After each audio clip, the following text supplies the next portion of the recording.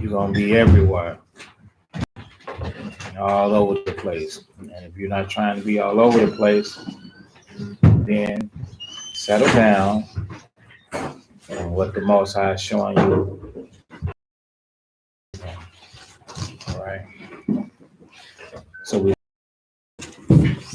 read Genesis chapter 17. So this is Passover lesson in class, Journey to the Passover. This is the third part. And we're going to go into Genesis, the 18th chapter. In the 17th chapter, the Most High came to Abraham and told him that his wife was going to have a son, Sarah, but he wanted Ishmael to live up and grow up in the blessings of the Most High. And the Lord was telling him, no, that's not my will. That's not what I want. Okay? So to just give you an example of that thing, let's go to Romans chapter 9. All right.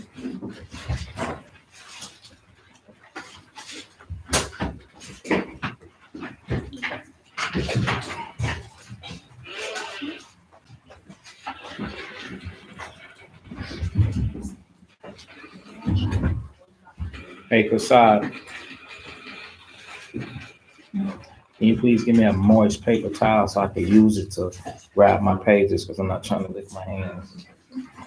All right, Romans chapter 9.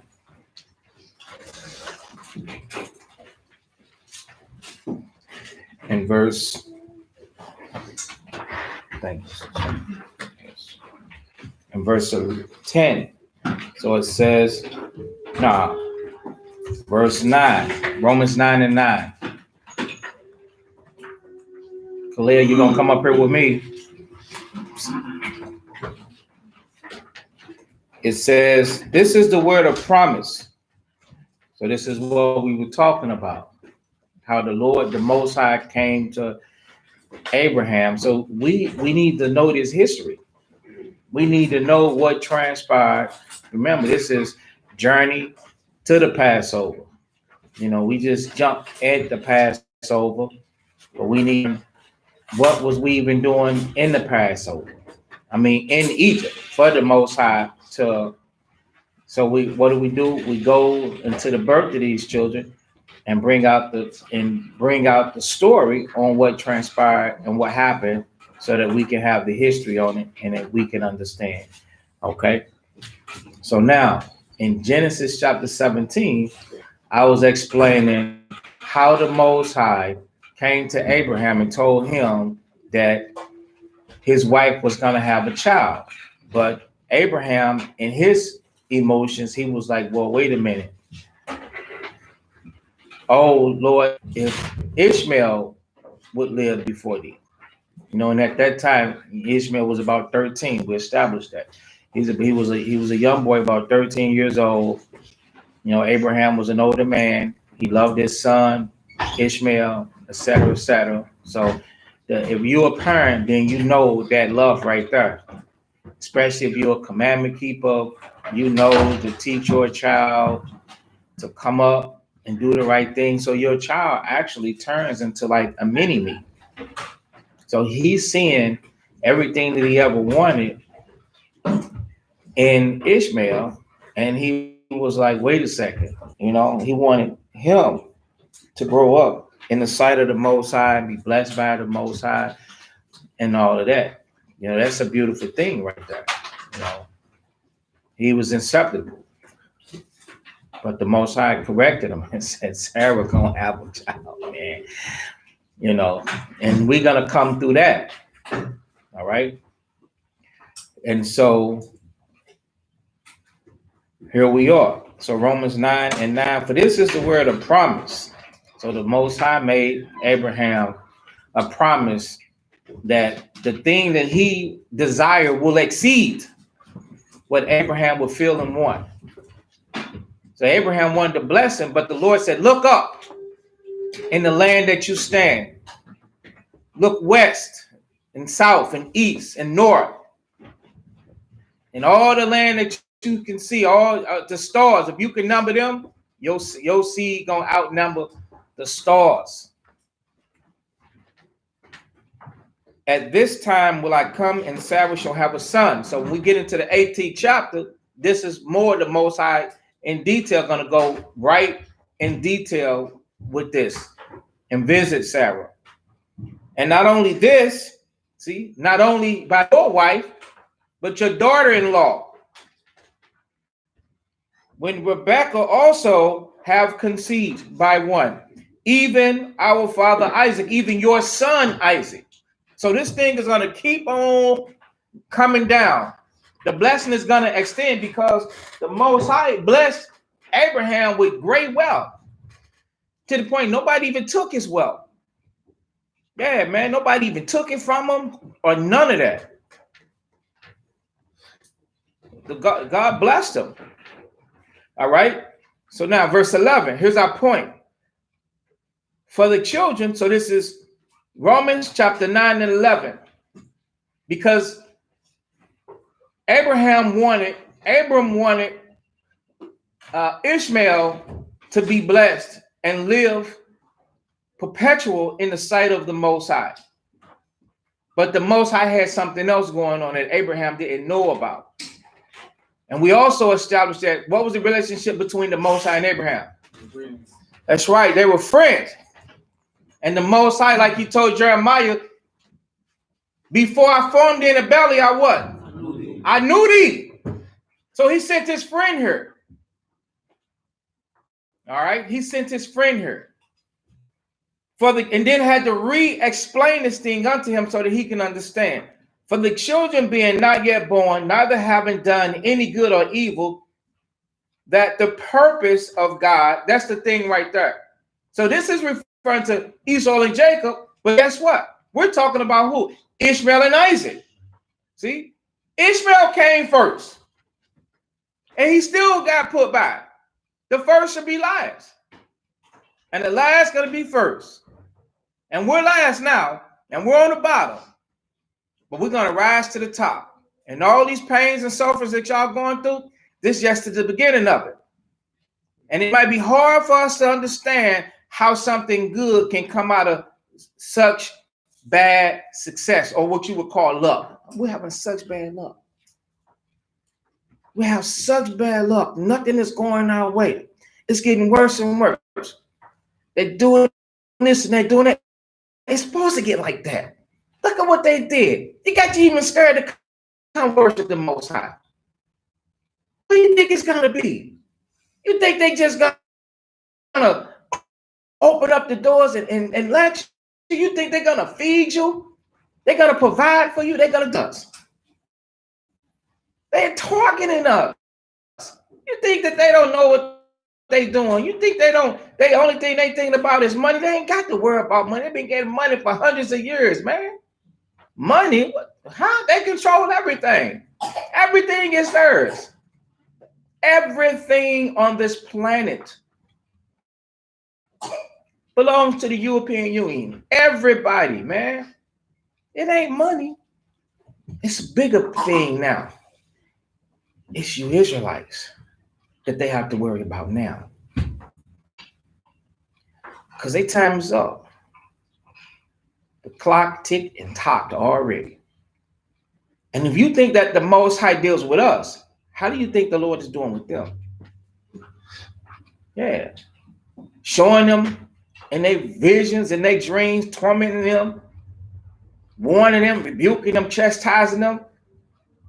But they ain't had enough. Because he hardened them just like the Pharaoh. He hardened them. The more they do, and they get afflicted, and they turn around, try to think about it, the Most High come back around and say, nuh-uh, I'm going to harden you.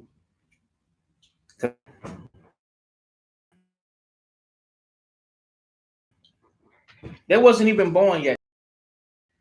Ishmael and Jacob, who is Israel, is who the precept in its content is talking about.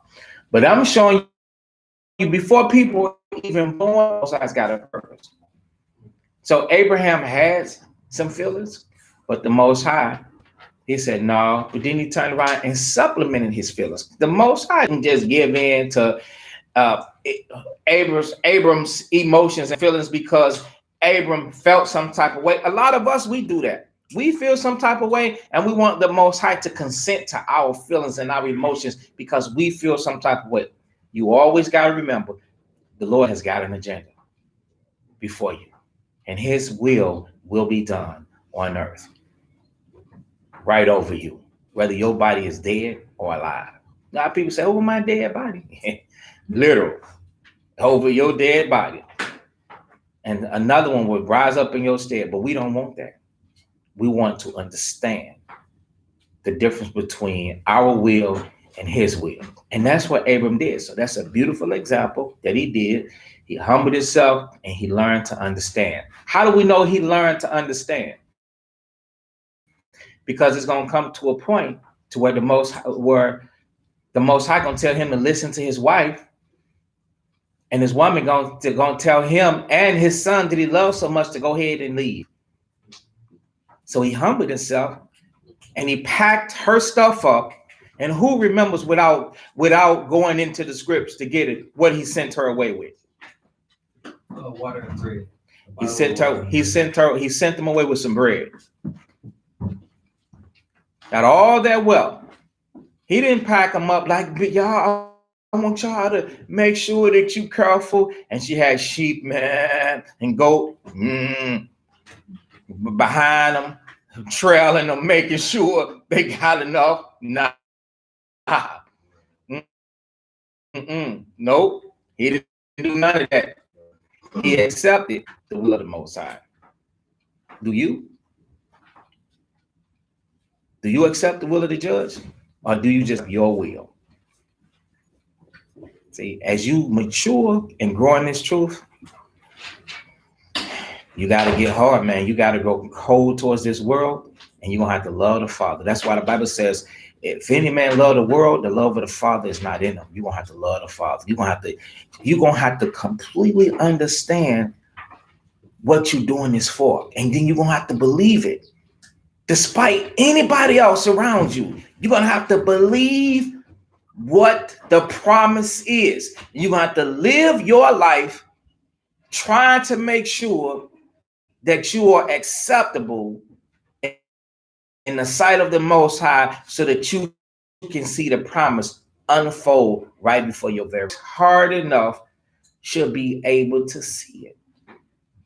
Anybody through faith that works hard enough should be able to see it. Why did I say who worked hard enough? Because you know what we got to do? We got to keep ourselves from ourselves. We have to deny ourselves of ungodly and worldly lust. It's many things. We have to bear our own cross. We have to carry our own cross. And we got to keep it real. All right. So now, finish this. This is Romans chapter 9 and 11. For the children being not yet born, neither having done any good or evil, that the written, Jacob have I loved. So that and the rest of this couldn't have finished out if the Most High had listened to Abram say, oh, but Ishmael might live in thy sight. The rest of this couldn't have played out. Because everything that's promised to Israel, Ishmaelites would have been looking forward to it. And this is how you know that the world is wrong, because you got Ishmaelites looking forward to a salvation regardless. You see, they looking for a redemption regardless, when they should be humbling themselves to honor you, brothers and sisters. That's what needs to be done, but they don't do that. Instead, they rape, rob, and murder and consent to Edom and all his cousins and uncles and so on and so forth. Everybody understand that? So they wrong for that. Because according to scriptures, nope, let's go back. Genesis.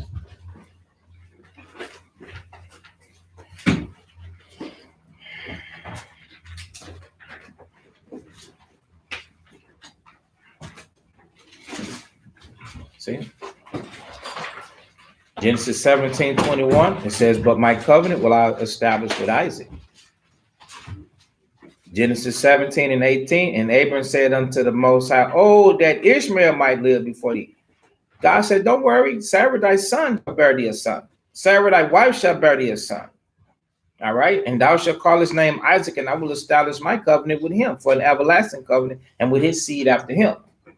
All right, okay. So, and that seed is going to turn into a very great people, innumerable, an innumerable number. All right. So, Genesis chapter 18 and verse 1. And the Lord appeared unto him in the plains of sat in the tent door in the heat of the day. So as Abram sat in his tent, the Most High came to him.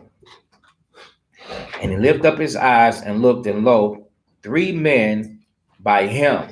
And when he saw them, he ran to meet them from the tent door and bowed himself towards the ground.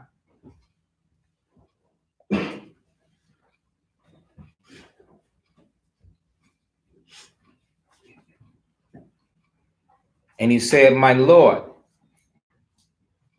So in verse 1 and 2, this is what it appears to be. So out of the 3, I ain't gonna get into it. It is a whole nother level. Verse 3, and said, my Lord, if now I have found favor in thy sight, pass not away, I pray thee, from thy servant. I'm gonna have to show it to y'all because the Lord showed it to me. The first verse, Abram is sitting in the tent. Who appears to him? The Most High. The second verse, how many guys do we see? You think the Most High is in 2 places at the same time? No. So while the Most High is appearing to him, 3 men is approaching him. One of them is the Messiah and 2 angels. You understand? So the Most High is telling him in the spirit, go to these guys. So he get up and he moves very quickly to go to the guys. The Bible says that he ran. All right. He goes to these guys. All right. So, and said, my Lord, if I have found favor in thy sight, pass not away, I pray thee, from thy servant. Let a little water, I pray thee, be fetched, and wash your feet, and rest yourselves under the tree. And I will fetch a morsel of bread, and comfort ye your hearts. After that ye shall pass on. For therefore are you come to your servant, meaning for this very case. So the Most High obviously and say, hey, when these guys come, use hospitality. They are here to do work, use hospitality. All right.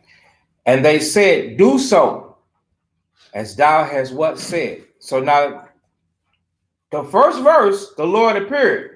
That's in the spirit world. Verse 5, these guys are ready to drink water and eat bread. One spiritual, the other what? Physical. Do we not see the difference? Okay. Verse 6. And Abraham hastened unto the tent unto Sarah. Make ready quickly 3 measures of fine meal, knead it, and make cakes upon the hearth.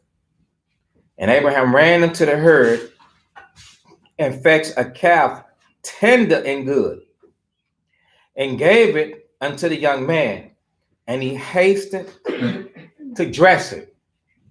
So now just imagine a young calf tender, he pulling this thing, it's alive. And so same what y'all had to see on the video. So one of Abraham's servants had to take this thing and cut him open and strip him and hang him and take a portion. So, take a portion. At that point, you could take a portion of it. You don't have to deal with the whole shaboom because we got to get this done. You understand? So he could sever a leg or sever a side, whatever part that they know is fire, them ribs, the tips, you understand, the ribeye, the porter, all that stuff right there. Take stuff right there, and now we're going to sizzle that. And the servant, he can deal with the rest, but you give me that good stuff right there. All right? And that's what he did. And he took butter and milk and the calf. All right? So a lot of people saying, don't eat butter, don't eat dairy products because of mucus and the pus and this and that. They listen to men and man and not the scriptures. Okay? They listen to men and man and not the scriptures. Now, you can overconsume anything, and it could be harmful. You could drink too much water and have water poisoning. Did y'all know that? See? Yeah.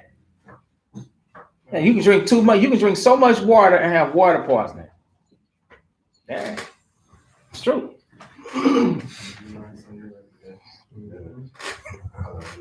So they took the butter and the milk and the calf, which he had dressed, and set it before them, and they stood by them under the tree and did eat. So they ate. And you will get a lot of people that will be like, yo, the way our teeth is in our heads is not, we're not meat eaters. The Lord was, and these two angels was. And I don't know how long they had been on the earth walking around, but it seemed like soon as they showed up, they was like, do it. Do it. All right. And it had to be good too. And they said unto him, where is Sarah thy wife? So look at the thing that they know already. Never met her, but they know things. And he said, behold, in the tent. And he said, I will certainly return unto thee according to the time of life. This is another big thing that everybody have to understand. You want certain things to happen unto you. And the Most High said, I'm going to do it according to the time of life. Right, Yoshi? The time of life. Okay? Not your time. And I know that we will be impatient. We will be anxious. We be excited for a lot of different things. But you're going to have to learn to Kimasabi. We're going to have to learn to hold our horses and let this process happen and take place. How do we do that? Stop looking in the world and in the streets for answers and solutions. Okay? Because you know what it does? It arouses your curiosity to the point to where it will lead you into a lust, which will bring forth. When something brings forth, like a woman, she's pregnant, she's going to have that baby. It's going to come out of her. So you don't want to get to a point to where something in you is trying to come out. Then it says, and lo, Sarah, thy wife, shall have a son. And Sarah heard it in the tent door, which was behind them. Now, Abraham and Sarah were old and well stricken in age, and it ceased to be with Sarah after the manner of women. Because at a certain age, women's body ripe to the point to where, it'll just stop producing food. Is that the part they call menopause? It'll stop producing fruit. Now where was Esau's doctors? Before you blurt out, think. Where was Esau's doctors to tell Sarah during her annual checkup that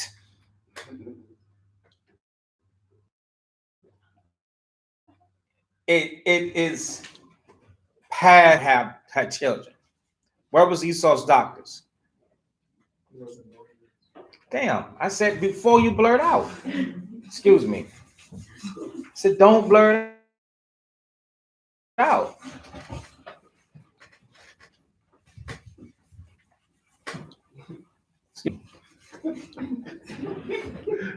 The objective is to make people think. How many didn't get it? Raise your hand. See, they didn't get it. They fell for the trick. Your grandmother anything.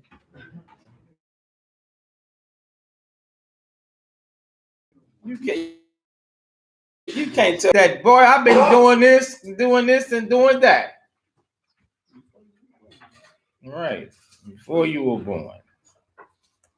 Before you were even thought of. All right. So verse 12. Therefore Sarah laughed within herself. Look at the deep and depth of the mind of the Most High and Christ, even Yahushua, because she laughed within herself, saying, after I am waxed old, shall I have pleasure. My Lord being old also. And the Lord said unto Abraham, wherefore did Sarah laugh? This tells us that Sarah wanted to have that child in her youth, and she wanted to enjoy the pleasure of life of raising a child, etc., etc. And the Most High didn't give that to her. Right? Like some of us, okay? Some of us, we want the pleasure of having a child, and there are sisters out there that want the pleasure of having a child, and the Most High has withheld it for His own purpose. Okay, does that mean that it'll never happen? No, that doesn't mean that. Okay, it just means because of the purpose of the Most High, He's withheld. All right. Let's see.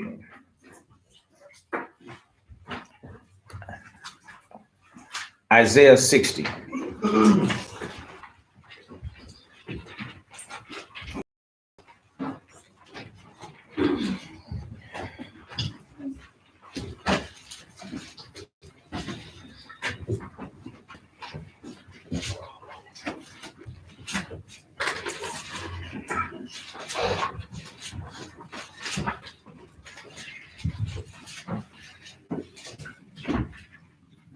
Isaiah 60 and 21. Obadiah, read that. The book of Isaiah, chapter 60 and verse 21. Thy people also shall be all righteous. Thy people also shall be all righteous. So this is going into what? Kingdom of the Most High. All right. So everybody's going to be righteous. Do you know that some people don't want to have children because the society that we live in destroys the children? Go ahead. They shall inherit the land forever. They shall inherit the land forever.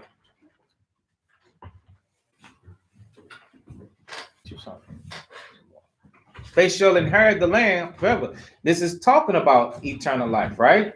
Go ahead. The branch of my planting. Right. The Most High said, this is what I did. Go ahead. The work of my hand. Go ahead. That I may be glorified. That He may be glorified. Here's our point. Everybody listen up. You ready? Go ahead. A little one. A little one. The one that you now gonna have in the kingdom shall become 1,000. Shall become what? 1,000. Shall become 1,000. Do you know what that means? A little shall become 1,000. That's right. Multiply. Multiply. From one. 1,000 come from one. The Most High is not playing with us. When he tell us he gonna bless us, he gonna bless us. He gonna bless us. He mean what he say. When he said, if you can count the sands of the sea, you're gonna be able to number your children or the stars of heaven. That's what he means. Read that part again. A little one shall become 1,000. A little one shall become 1,000. That little one right there, that little one, you got to be kidding me. That little one? Yeah. Yeah. So don't worry about right now. Whatever situation or state you're in that situation and state because that's the will of the Most High. The Most High's got work for you to do. We got to start focusing on our God instead of focusing on flesh. We'll do any and everything for a man. So a lot of you sisters, you feel I'll be right if I had a man. See, you feel you'd do any and everything. You just need that comfort. You need the man, but that's not true. You got to get right with the Most High. The Most High has got a plan for you before he sent you here. The same thing with a lot of brothers. And that's the reason why we bump our head and we hurt so much. Because we be loving so hard, we be loving the wrong thing. We be loving in the wrong. The script says, set your affections on high, not on things on the earth. What things? People. See, your affection is supposed to be on the Most High, not on people. Because when you do that, you make a mistake. You got the wrong person. You get treated wrong. You be like, God, why? That's because you want your mind to be loved the way that your body and your physical was loved. And it don't happen with the wrong person, with somebody that's unskilled. It can only happen when it's with the right person. And only the Most High can give you that person. You can't find that person, never. It ain't something that you look for. It's something that happens. And you will know it, okay? But it takes help recognizing it and understanding it, okay? So with Isaiah chapter 60 and verse 22, go ahead. A little one shall become 1,000. A little one shall become 1,000. Hey, you don't even think, people wondering how we gonna come back to life.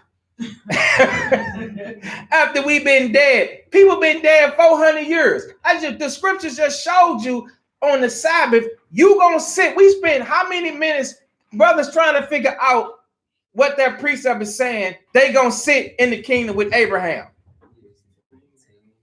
You see that? And look how many thousands, you look how many hundreds of years the man been gone.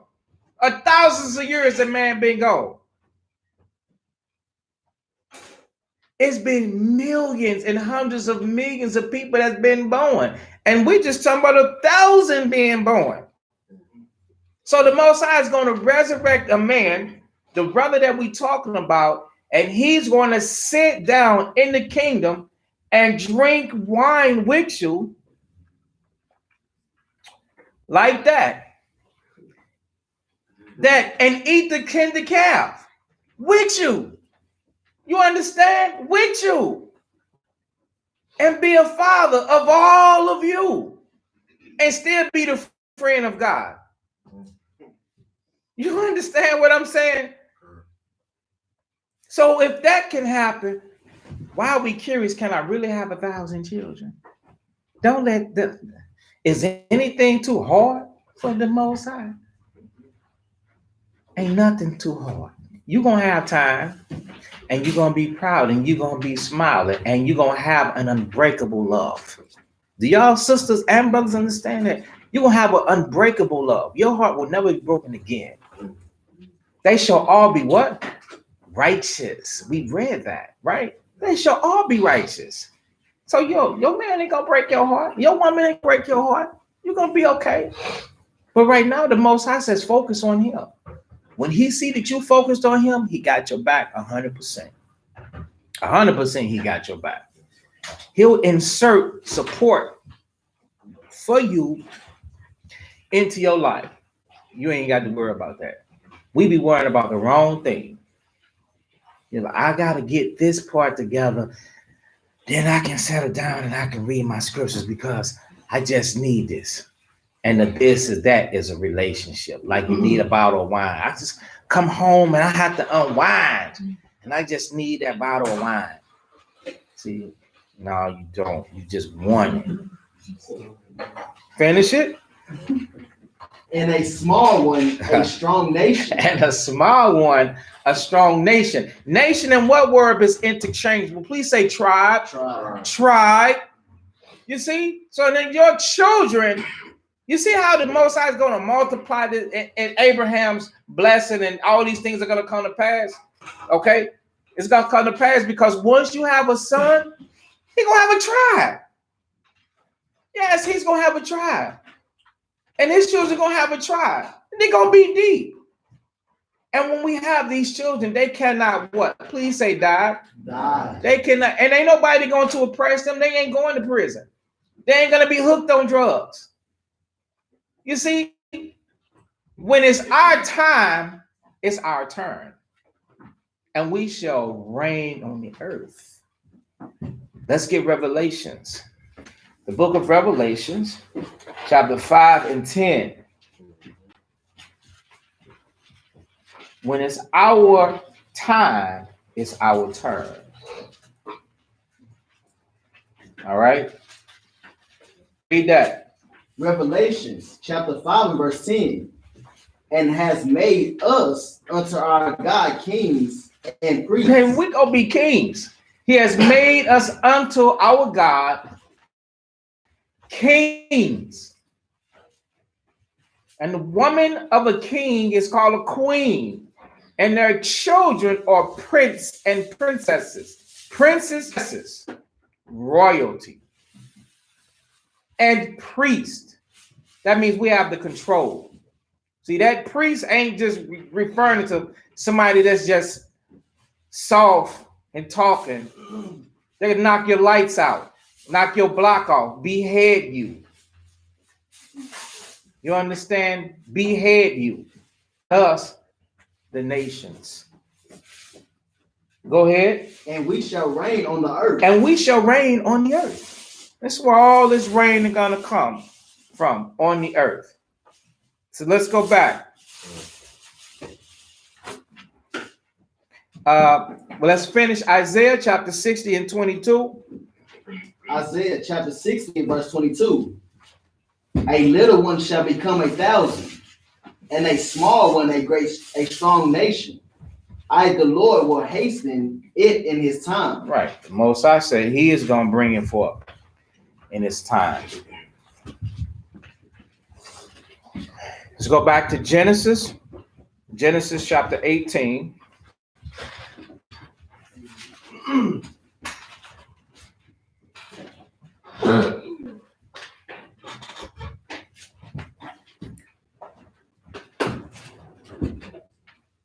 Where do we stop at? Genesis chapter 18 and verse 13. The Lord said unto Abraham, wherefore did Sarah laugh? So he knew her thoughts. Do we understand that? Because remember in verse 12, she laughed within her what?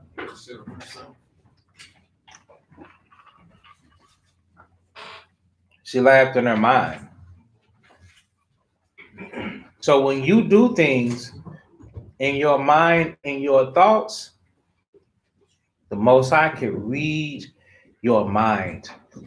Did y'all know that? Who didn't know that? Raise your hand. Be honest. Who didn't know that? That God can read your mind. Like when you're thinking things, the Most High knows that you're thinking those things. Okay. We should know that. Because he does. And since we all know that, You know what that means? Whenever you feel or thinking something negative, you need to be correcting it because the Most High is watching how you handle the fight. Because that's a test, that's a trial. When you start thinking some type of way pertaining to a situation or somebody, don't let that ride. You got to correct that. You have to line it up with the scriptures. What are you doing? Instead of tripping off somebody else, you got to trip off yourself. You got to examine yourself. That's what the Bible says.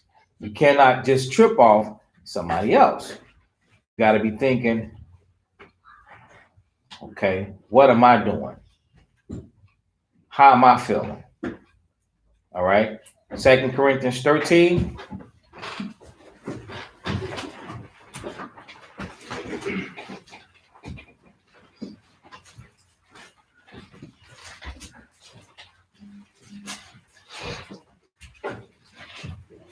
In verse 5. Read that. 1 Corinthians chapter 13 and verse 5. 2 Corinthians 13. 2 Corinthians 13 and verse 5.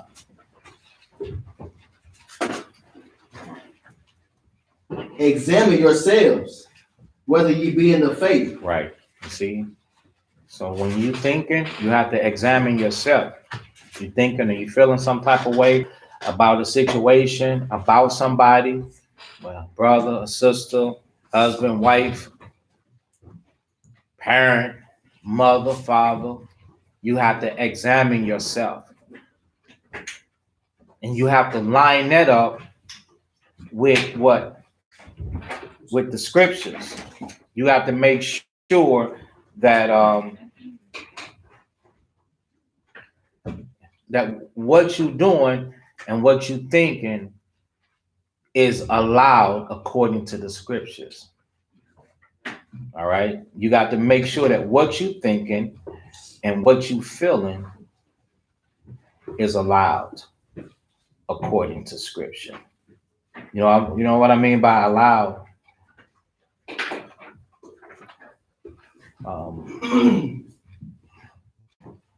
How would the Most High consent? Does he agree with me? 1 John 4. Does the Most High agree with me? All right. 1 John chapter 4 and the second precept of verse 1. Now read it slow. 1 John 4, the second precept of verse 1. Now you're going to be examining yourself, so that means that you are going to be doing this to yourself. Go ahead. But try the spirits. But try the spirits, meaning your spirits. The spirit that you in, the way that you feel, the things that you're thinking. Go ahead. Whether they are of God. Whether it's of the Most High. And what I'm thinking, is that of the Most High? Is what I'm feeling, is that of the Most High? I understand the situation. This person has got me vexed. This person got me feeling some type of way. Is that of the Most High? What I feel. Because if what I feel, if what I feel is not of the Most High and supported of the Most High, we're angry and we're in sin and giving place to the devil. We're angry. Somebody repeat what I said. See if who's understanding. Bunyan, since you keep jumping out there. Come on. Now say it again. You said we're angry and we're in sin and we're giving place to the devil. That's right. We're angry, we're in sin, and we're giving place to the devil. Because the scriptures tell us, be ye angry and what? Sin not. And sin not. Neither give place to the devil. So when we get angry, and you're trying your spirit, meaning what you thinking against the scriptures, you have a choice and an option to correct yourself. Let me correct myself. I'm going off. Oh, I understand you. I understand that what you doing is wrong, or what you did is wrong. Even me too. I gotta get me together. Because once I get me together, when I say something to you, you know how you typing something and then you have to X. You got to take it out. You like, I can't send that. I can't send that. That's how you got to X. You can't think that. You don't have a right to feel some type of way because nobody is holding you accountable for what you're thinking. That's a lie. People are holding you accountable for what you're thinking. The Most High is going to hold you accountable for what you're thinking. You just don't understand that. That's why he's telling you tonight. He is going to hold you accountable because he knows what we think. He knows how we feel. And it's wrong. So we have to check ourselves after we examine ourselves before we wreck ourselves. Okay, let's go back to Genesis chapter 18.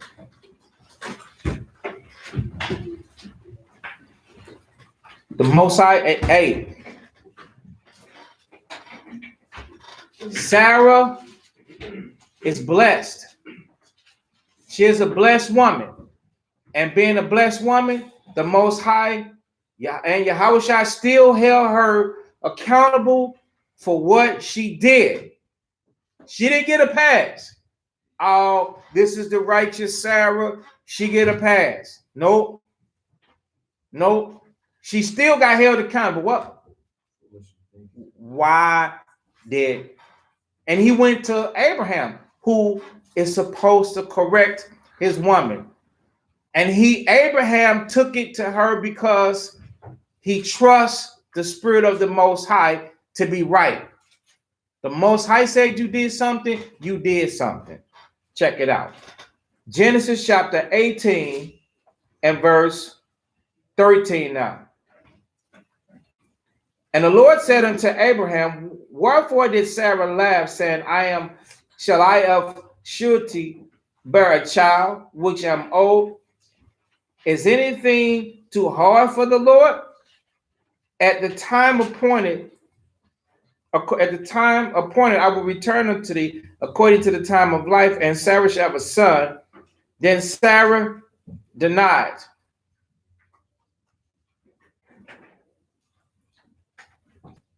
saying, I laughed not, for she was afraid. Nay, but thou didst laugh. So, who did she say that to? She said that to Abraham. Because the Most High told her something about her, and he took it to her. And she said she didn't do it, and he said, but thou didst. So who did Abraham trust? Did he trust the Most High Yahushua, or did he trust the woman? That's right. He trusted the Spirit of the Most High and the man that was in front of him, which was Christ. He trusted that. All right. And he said, but no, you did. And he left it at that.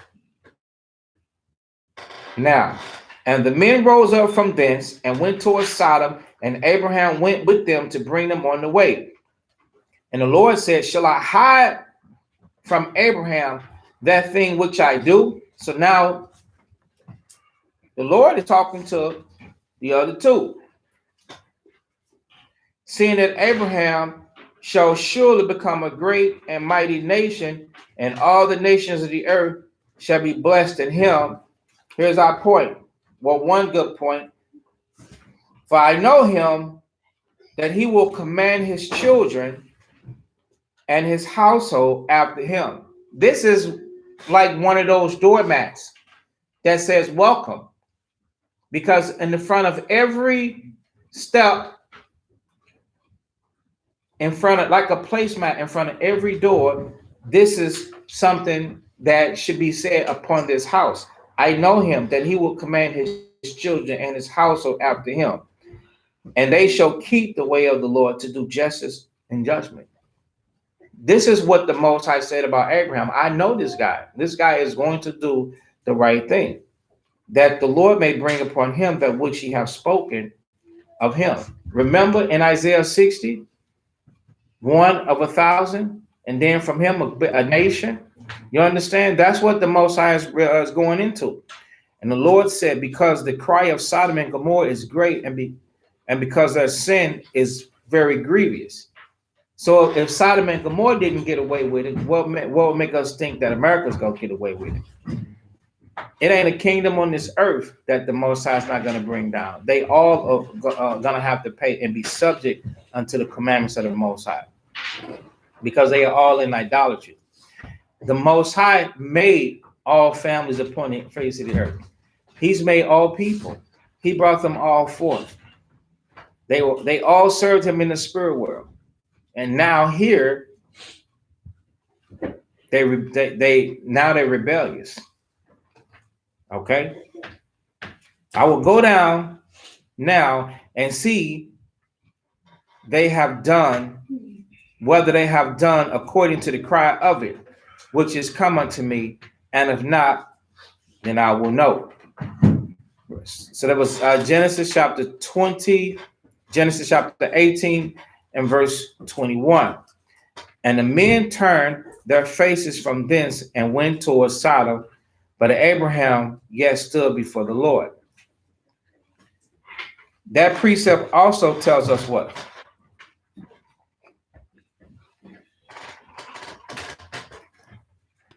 I'm going to read it. Don't take all day to figure it out. And the men turned their faces from thence and went towards Sodom, but Abraham stood yet before the Lord.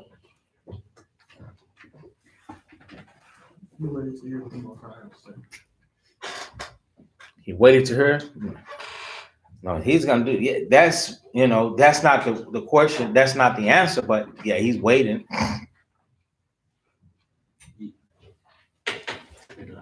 Yahweh shall destroy Sodom and Gomorrah. No. What? What's the question again? What is verse 22 telling us? The men turned their faces from thence and went towards Sodom, but Abraham stood yet before the Lord. They gonna do what they can do. Okay, Javon. Abraham stayed while the rest of the men walked away. Okay, that's obvious. It states that. Who are the men? How many of them? Three. So that's showing you what we were talking about earlier in the chapter. When it said appear means in sight, like he actually was there. And what? Yahweh. Right? And not necessarily. It could be in spirit, in a vision, things like that. Okay. So here is showing you that the men, they turned. So because before we always taught that Christ was that Lord that Abraham dealt with.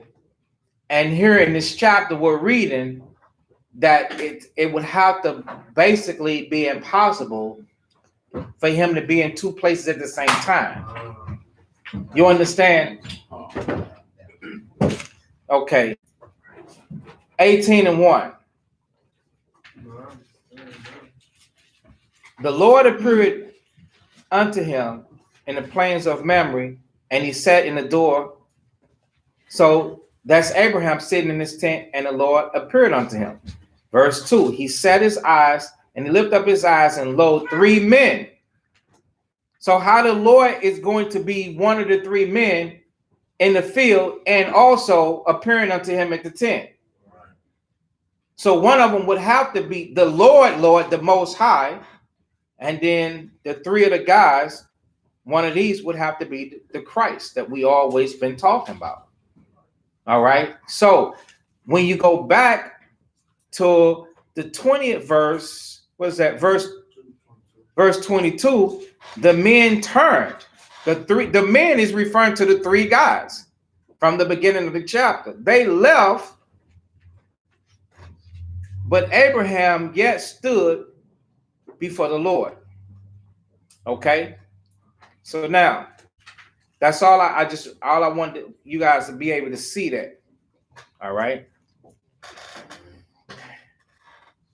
Do we understand? Okay. Kind of. Where you lost. I'm still trying to figure out the Lord part. So when he was Abraham was still there with the Lord, I was still trying to figure out was it Yahushua or was it the Most High? Because you know you said three men. I'm like, yeah, you didn't fully explain it. I lost too. It's four presents in the beginning of the chapter. Four presents. One is God, the Most High, that appeared to him when he was sitting in his door in his tent, and three individuals that's off yonder. Right. The Lord in capital letters is the Most High. Right. So the Lord told him to go to those three. Christ is one of those three. Okay. So when you get to verse 22,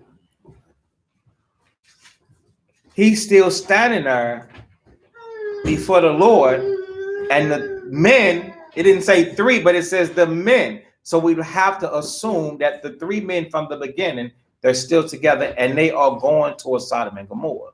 Right. Okay. But you said, what is that scripture telling us? I'm giving you the answer. You know, the Most High can be in two places at the same time. Right. That yes. That Christ and the two other two that they're gone. And that the Lord, that Abraham, he's still in the presence of the Lord. Okay. Nah. I was just wondering, is there a reason why we say spirit world instead of like reading it what it's actually saying, like appearing and sight of, and him not actually being, and him being a friend of the Most High himself? So like, how the Most High himself wasn't there, like in physical. I'm just trying. Is there a reason why we're not like? What's that saying when they wouldn't put it past them or something? Like, what's that mean? Like, You wouldn't put it past them? No, like basically, is there a reason why you're saying it's spirit world instead of like, I don't get the whole spirit thing. Like, why it wouldn't be the Most High himself? I'm not saying that the Lord is not the Most High. I'm saying the Lord is the Most High. That's what I'm saying. Yeah, I hear you. Okay. So I'm saying that I don't believe that he's standing there in a body. He don't need to do that. To stand there in a body to be present.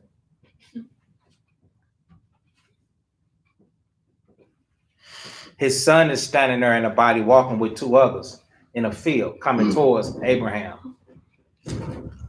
So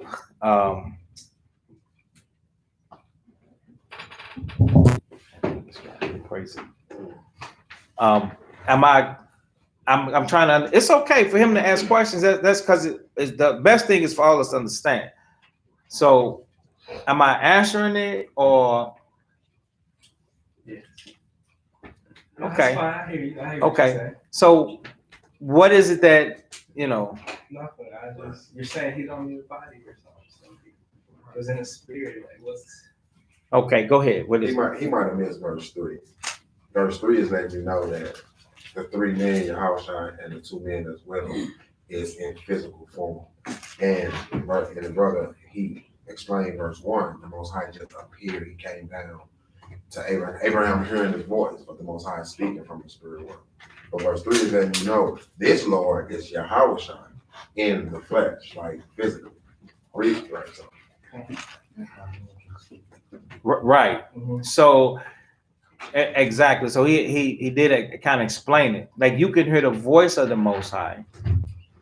All right. And then you like and understand that the Most High is there in spirit and the presence of the Most High by the voice of the Most High. Okay. So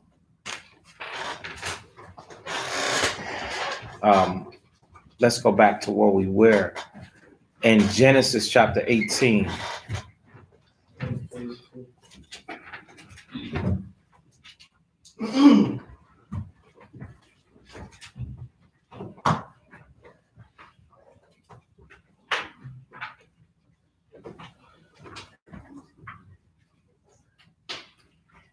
Bear with me.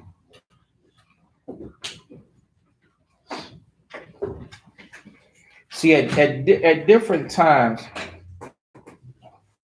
like let's go, Most High was present at Abraham in the midst of the tent. This is just an example.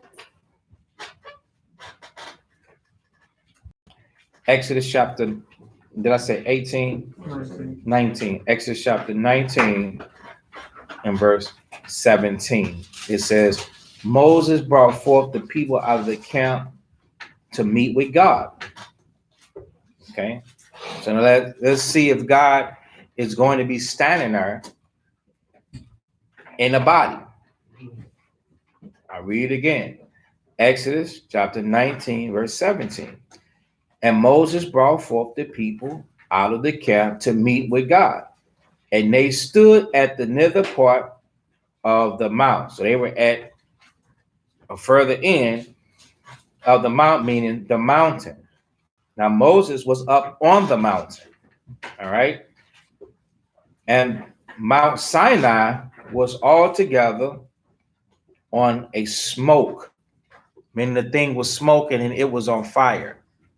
Because the Lord descended upon it in fire, not in a body. He had fire represent him, not human flesh. And the smoke thereof ascended as the smoke of a furnace, meaning it streamed right upward. And the whole mount quaked greatly, meaning the thing rumbled and shook, because the Most High, the presence of the Most High was there. And when the voice of the trumpet sounded long and waxed louder and louder, Moses spake, and God answered him by a voice. So when I'm telling you that the Most unto him in the door of a tent, he did not have to stand there in his physical bodily form to be their present. These are just other examples on how the Most High does not have to be in a body to be physically present. Okay. All right. So let's go back.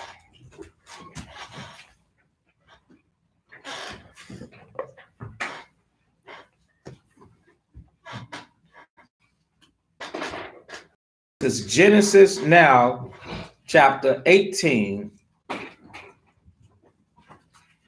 And I think the way that we explained it before, we would always leave that part out that about the Most High. We would just be like the Lord, and then Christ was there with people or with the two and Abraham. And for some reason, there was a necessity. The Most High said, no, go ahead and tell them that, because I was finna get away from them. I was finna go away. I saw it, I said, no, forget it. I'm not going to go into it. The Lord said, no, explain it to them. You understand? Okay. So that we could write our understanding. So now verse 22, and the men turned their faces towards Sodom and went towards Sodom. They turned their face from thence and went towards Sodom, but Abraham stood yet before the Lord. And Abraham drew near and said, wilt thou also destroy the righteous with the wicked? Peradventure there be 50 righteous within the city. So now, we know the story pertaining to Sodom and Gomorrah. We're going to move forward, because remember, this is our journey pressing towards the Passover. So we're going to skip the rest of 18. Let's see.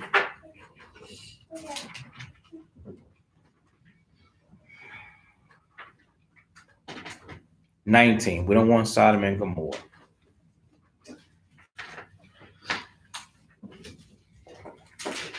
Let's make sure. Let me make sure.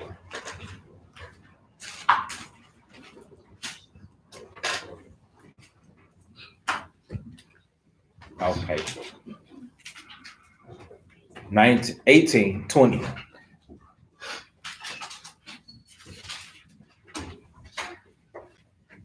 So I would recommend that y'all read it, Genesis 18 and 19, because it's going to bring in the birth of Moab and Ammon, okay, which the children of Moab are the children of the Chinese, and the children of Ammon are the children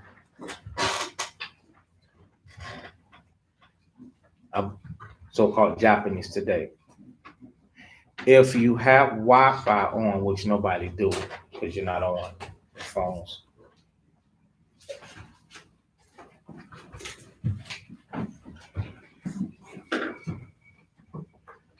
Let's disconnect those things.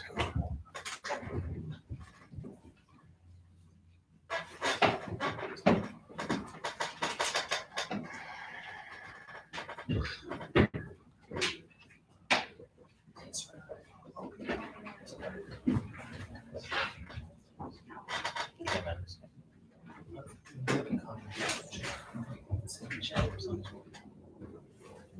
Let me see. I think I've lost my.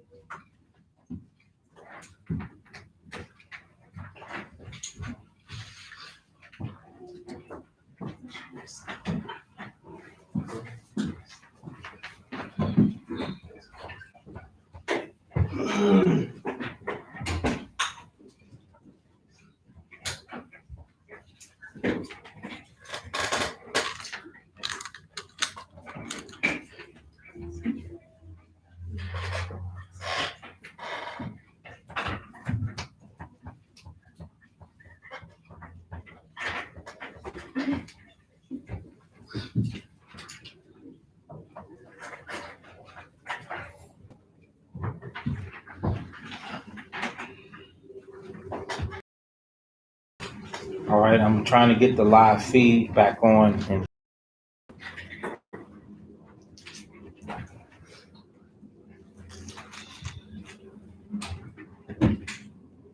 let's start. I don't know if it's gonna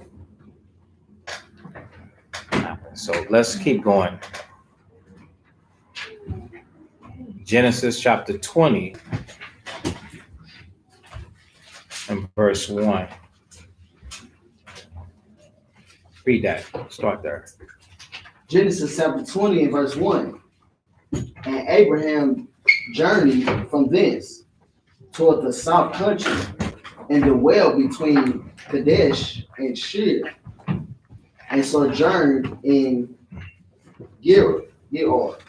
And Abraham said of Sarah, his wife, she is my sister. And Abimelech, king of Ger, sent and took Sarah. But God in a dream by night and said to him, behold, thou art but a dead man, for the woman which thou hast taken, for she is a man's wife. But Abimelech had not come near her. And he said, Lord, wilt thou slay also a righteous nation? Said he not unto me, she is my sister. And she, even she herself said, he is my brother. In the integrity of my heart and innocency of my hands have I done this. And God said unto him in a dream, yeah, I know that thou didst this into the integrity of thine heart. Right. I know that thou didst this in the integrity of your heart. So This dream had to be what? Very vivid. Because he's communicating with the Most High. You ever had a very vivid dream? I have vivid dreams all the time. Dreams come true. Yeah, dreams come true. Dreams come true.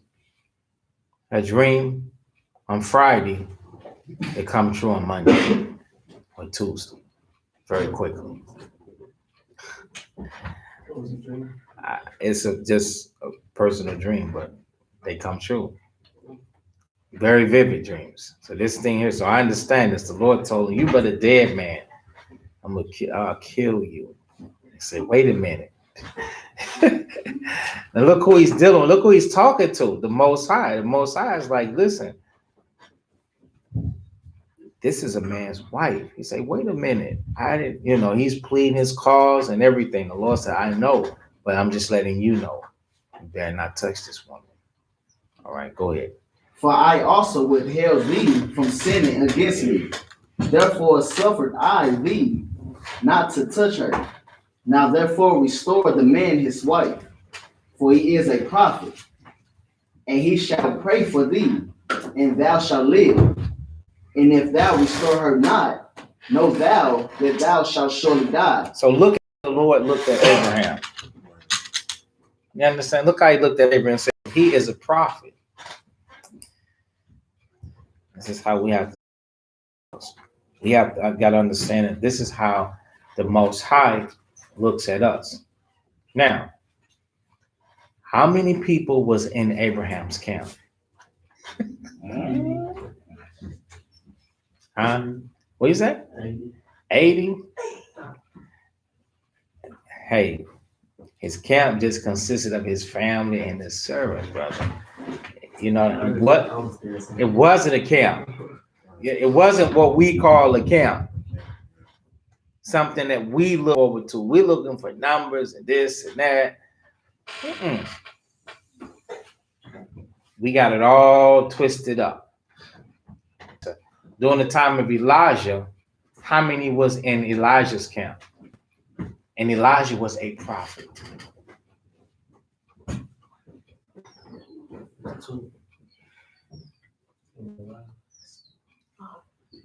He was by himself. He was by himself. All right.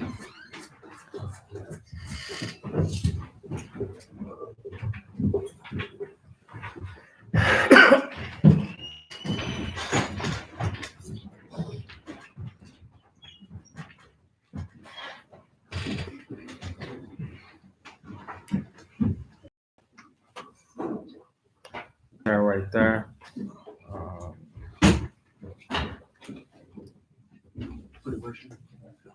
Who's sitting right here? And who's sitting right there?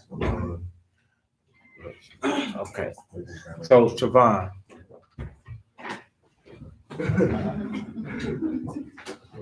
Also, we good. We good, Joe. No, he ain't. Okay. So, yeah, just come on over here. Yeah, you sit, little brother.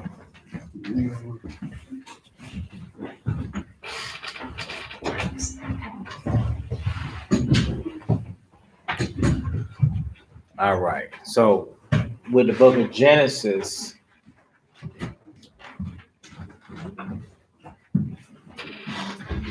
chapter 20. Can somebody share the link on this thing is not working. Share the link, the YouTube link. Yariel, yeah. Yariel's gonna share it, so nobody else has to worry.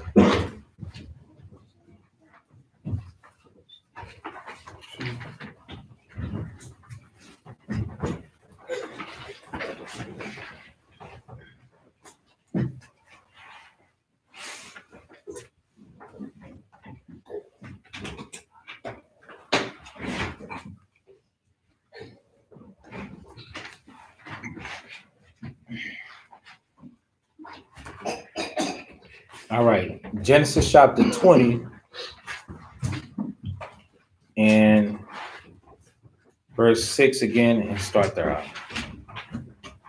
And God said unto him in a dream, yeah, I know that thou didst this in the integrity of thine heart.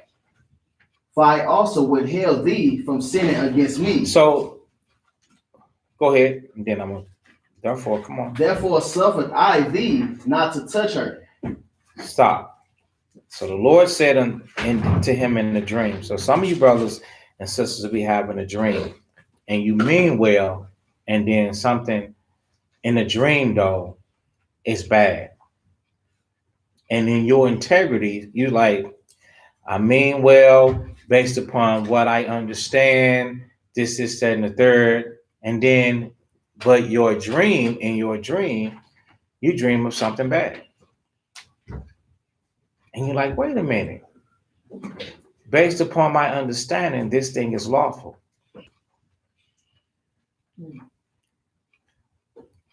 You have to be aware of that, because in your dream, you'll be thinking that this thing that you're doing is lawful, but the Most High is like, this is not what I want for you. This is not. You'll be like, this is lawful. There's nothing wrong with this.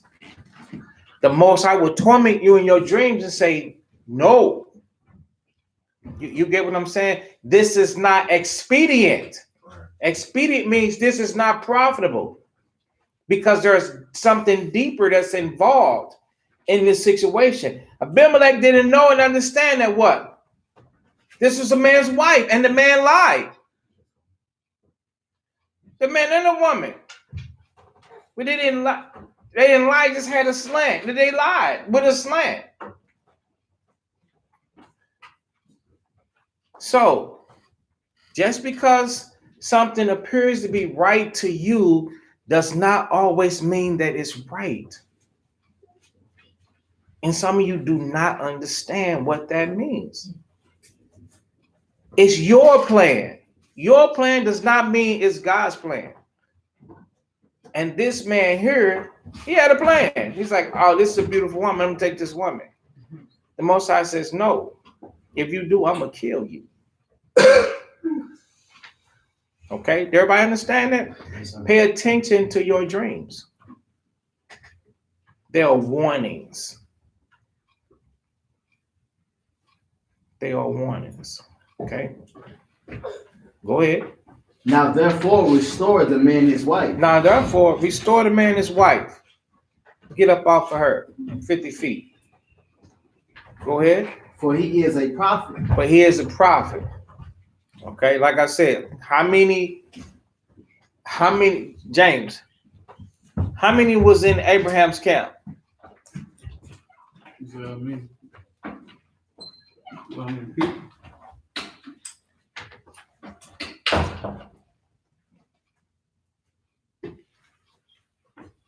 The answer is none. He didn't have a camp, he just had his family and his servants. But yet God called him a prophet.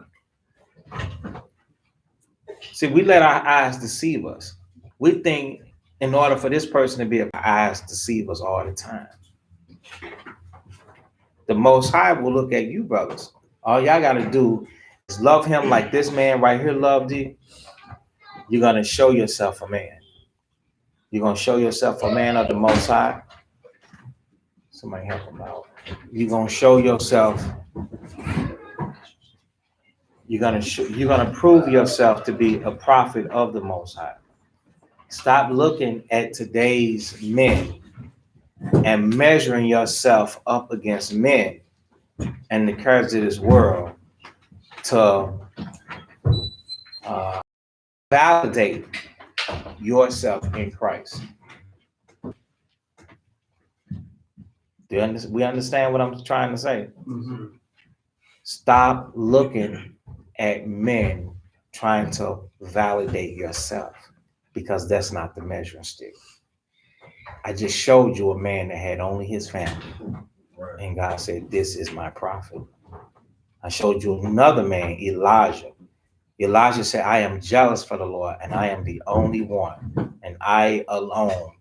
He said, I am by myself. He was a prophet. and who was the king? Ahab and Jezebel. They had 250 Negroes, prophets, but they all was in idolatry and demonic and much sin. And they were all prophets, serving Baal. Don't let your eyes deceive you. All right. So let's continue. And he shall pray for thee, and thou shalt live. And if thou restore her not, know thou that thou shalt surely die, thou and all that are thine. Therefore Abimelech rose early in the morning and called all his servants and told all these things in their ears. And the men were so afraid. Then Amalek called Abraham and said unto him, What hast thou done unto us? And what have I offended thee, that thou hast brought and on my kingdom a great sin? Thou hast done deeds unto me that ought not to be done. And Amalek said unto Abraham, What sawest thou, that thou hast done this thing? And Abraham said, Surely the fear of God is not in this place, and they will slay me for my wife's sake. And yet indeed she is my sister. She is the daughter of my father, but not the daughter of my mother. And she became my wife. And it came to pass, when God caused me to wander from my father's house, that I said unto her, This is thy kindness. This is thy kindness which thou shalt show unto me. At every place whether we shall come, say of me, Here's my brother. Okay, verse 14. Go ahead. And Abim, that's a B in there. Go ahead. And Abimelech took sheep and oxen and men servants and women servants and gave them unto Abraham and restored him Sarah his wife. And Abimelech said, Behold, my land is before thee, dwell where it pleaseth thee. And unto Sarah he said, Behold, I have given thy brother 1,000 pieces of silver. Behold, he is to thee a covering of the eyes, unto all that are with thee, and with all other, thus she was reproved. So Abraham prayed unto God, and God healed Abimelech and his wife and his maidservants, and they bare children. For the Lord had fast closed up all the wombs of the house of Abimelech because of Sarah, Abraham's wife. Right. So when the Most High is for you, nobody can be against you. Now, all we've got to do is make sure that, guess what? We apply the scriptures. We serve the Most High all the time and not part-time, because say, for instance, you a part-time lover of God the Most High, and then you go into a situation like this, but you read the Bible. So you will be expecting the situation like this to happen for you. But it's not going to happen. Why? Because you're part-time. Because you're part-time. And what does the Bible say about being part-time?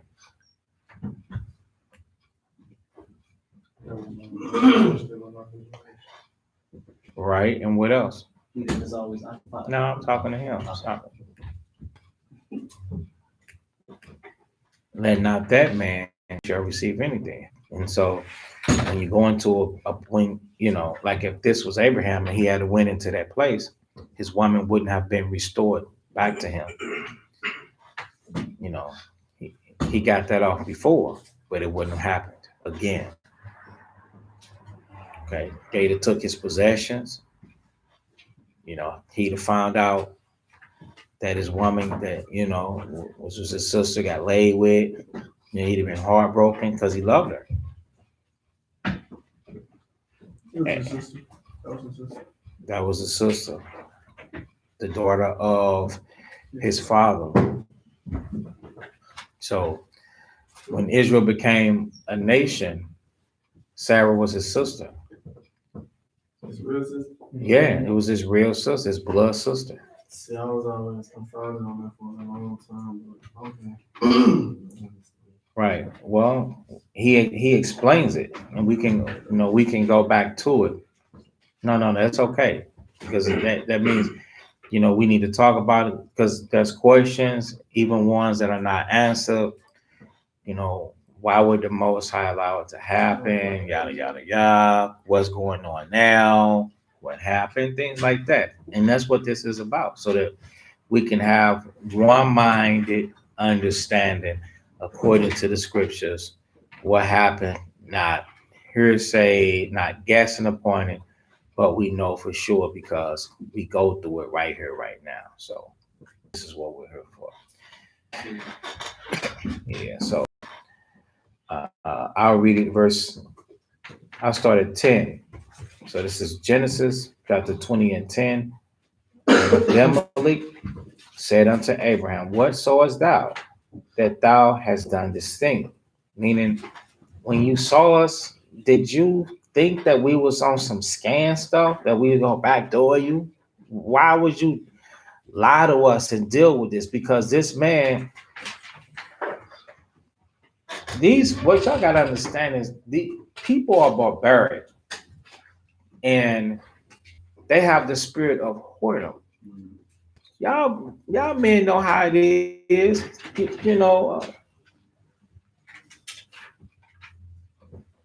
Pretty much young crew. There was some older guys in here with a little bit more, savage experience. You know how it is to take a woman in an environment with men, or y'all young men, okay? Before you came into this truth and you had a female with you, maybe somebody you was talking to, or maybe quote unquote your girlfriend or whatever, and you take her around guys. It's like these hound dogs, they don't seem to care how you feel or what you think. They're gonna test you until you be like, no, man, this is my girl for real, dude. This is the one. Don't play. Until you do that, they gonna be like looking and stuff like that.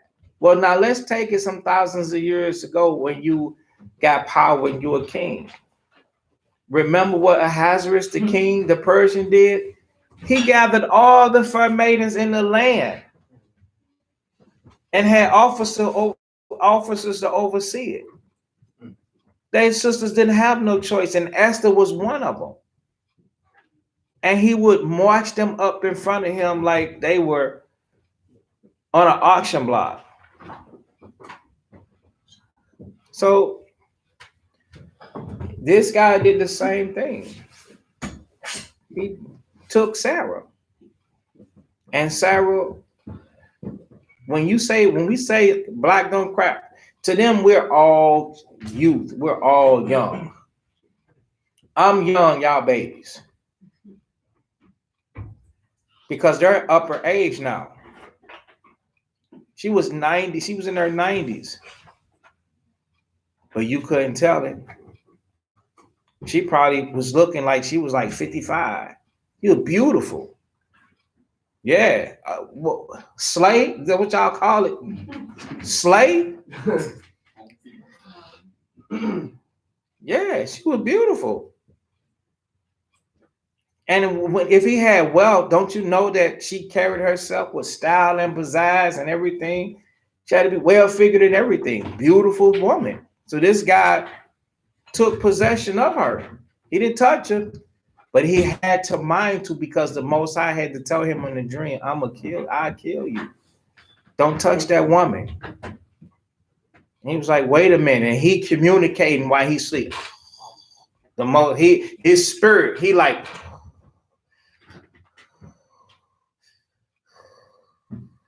but his spirit is somewhere else. His flesh is just breathing. His mechanics is still working. Like you drive a car, you get out of the car and the car's still running. But you yourself gets out of it So when the Most High deals with you, you can get out of your spirit, out of your body, your mind. The spirit is in your mind. So your spirit now communicates with your creator. So the Most High is now communicating with this man over this woman. All right. So the point is, no, let's get back. So I was at 10. He was like, what did I do? What did you see? Obviously, he had to see something. Saw you being barbaric. And Abraham said, because I thought surely the fear of God is not in this place. We understand?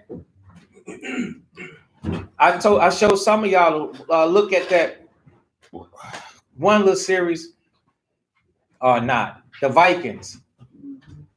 Did you see some of it? No, but my coworker watching. Anybody else? Okay. One is the Vikings. Another Game of Thrones. Who saw Game of Thrones? Game of Thrones. Okay. Nobody saw anything old like that? No old 15th, 13th, 14th, 15th century before they lived in the West. Those old movies. Where all you see is nothing but men in the pictures, and when you see a female, it's like they trying to rape her and shred her to pieces, right? And all they do is drink and hunt and rob. Yeah. So he said, surely the fear of the Most High is not in this place. They will slay me for my wife's sake. That's why. And yet, indeed, she is my sister. She is the daughter of my father. Who is his father? Terah. Okay, so his father had more than one wife.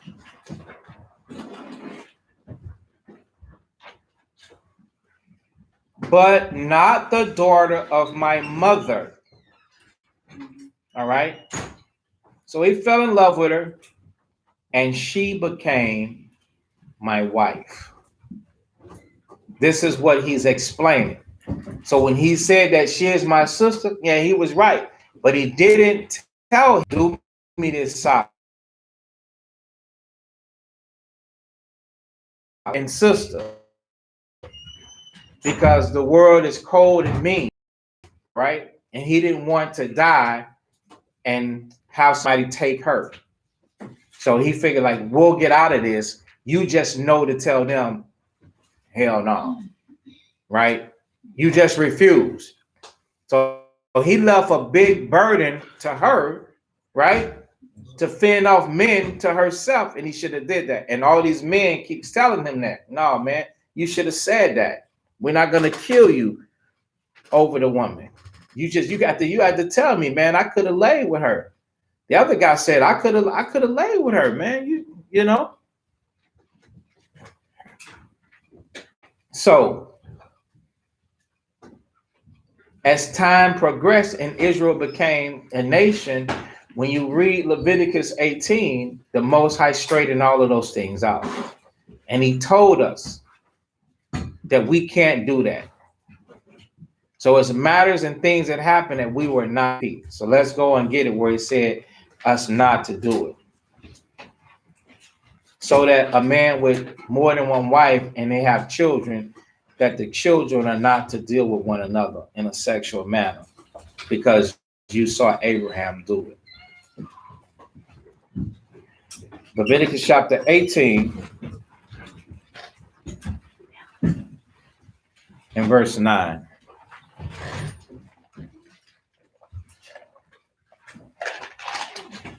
Please. Leviticus 18 and verse 9.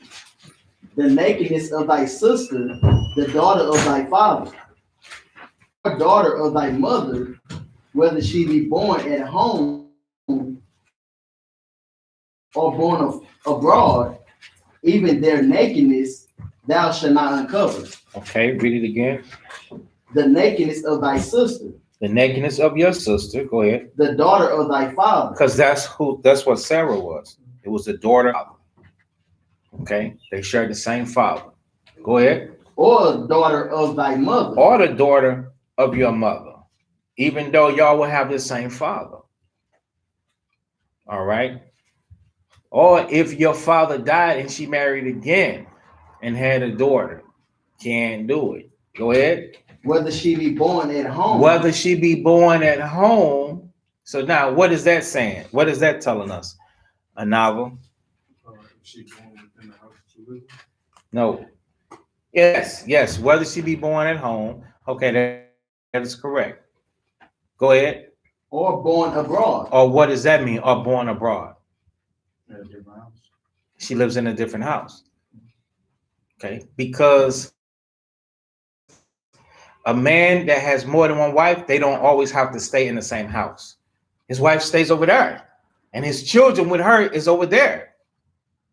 The Most High said, even though she doesn't stay in your house, and y'all related, and y'all, a lot of times it's called incest. The world calls it incest at this point. God calls fornication and great wickedness, and he'll judge you. Just because parents trust you one with another does not mean that you're supposed to violate that trust and let Satan entertain you and your curiosity. You can't do that. Can I see your phone? I'm trying to go back to my live and it's not working.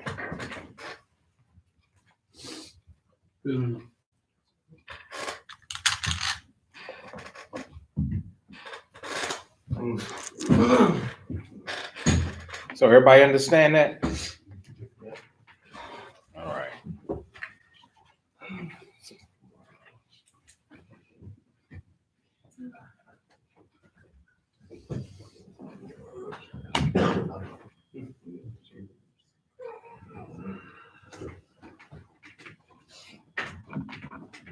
Let's go back.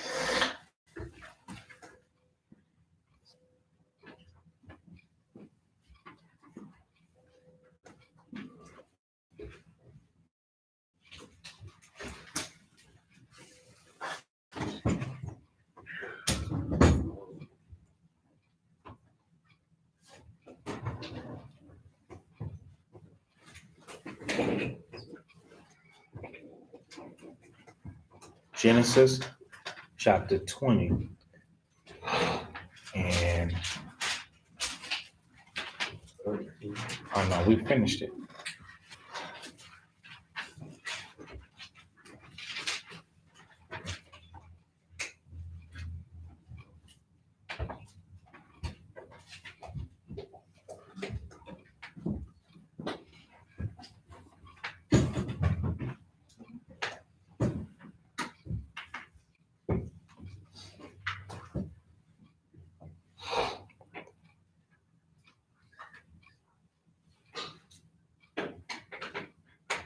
Yeah, sorry. I'm trying to see.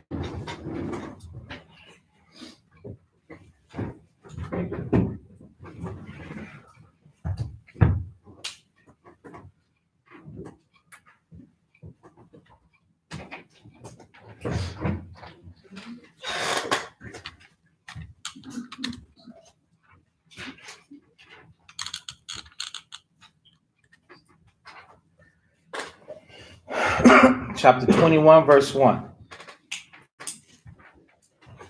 Genesis chapter 21 and verse 1. And the Lord visited Sarah as he had said, and the Lord did unto Sarah as he had spoken. For Sarah conceived and bare Abraham a son in his old age, at the set time of which God had spoken to him.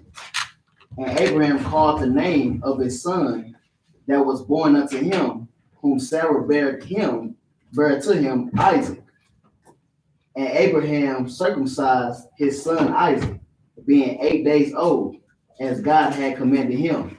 And Abraham was 100 years old when his son Isaac was born unto him. And Sarah said, God have made me to laugh, so that all that hear will laugh with me. And she said, who would have said unto Abraham that Sarah should have given children suck? For I have borne him a son in his old age. And the child grew and was weaned. And Abraham made a great feast the same day that Isaac was weaned. And Sarah saw the son of Hagar the Egyptian. Stop. Verse 8, the child grew and was weaned, and Abraham made a great feast. What's another word for feast? Celebration. What do you say? Celebration. Celebration? Okay. Yeah. What else? Gathering? What else? Holiday. You try not to see it. What else? Party? Party, birthday. All right. Well, it didn't say birthday, but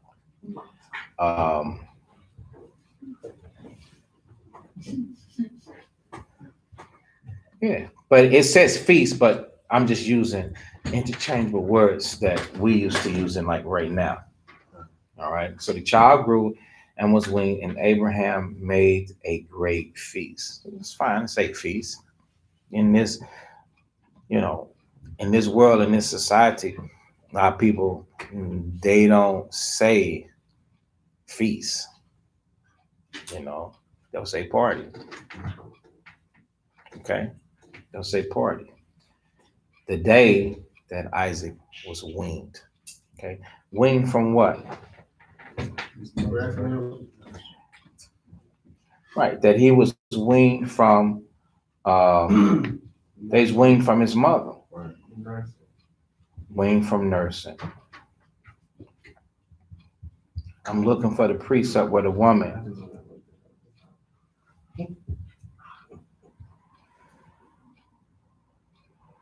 had gave her son and how long she had gave her son.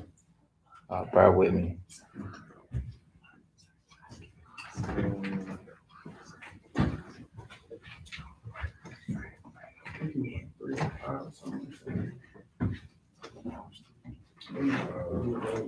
Maccabees.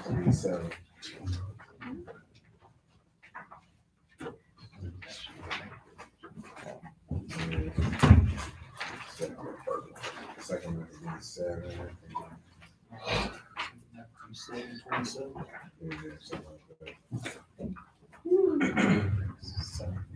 Yeah, 27. Yep, that's it. Second Maccabees 7 and 27.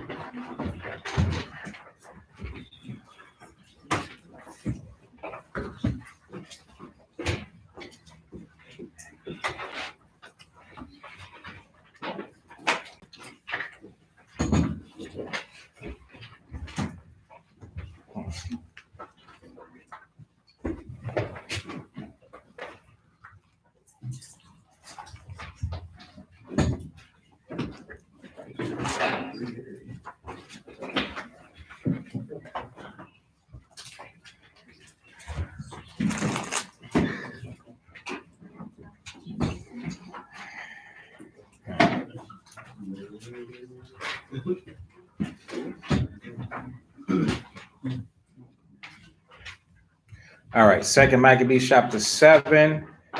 So this is a mother that the Greeks was punishing Israel and making them Antiochus. It was that was making them submit themselves unto them and eat strange flesh, unclean foods and stuff like that, trying to break them to follow Greek customs.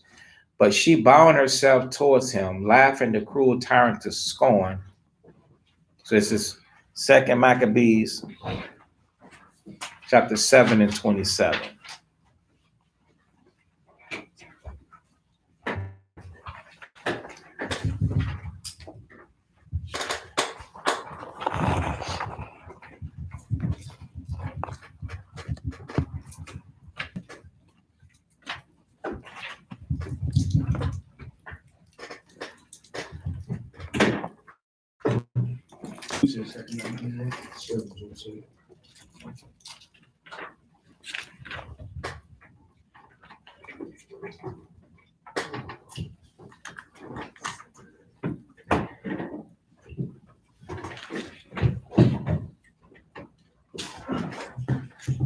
All right.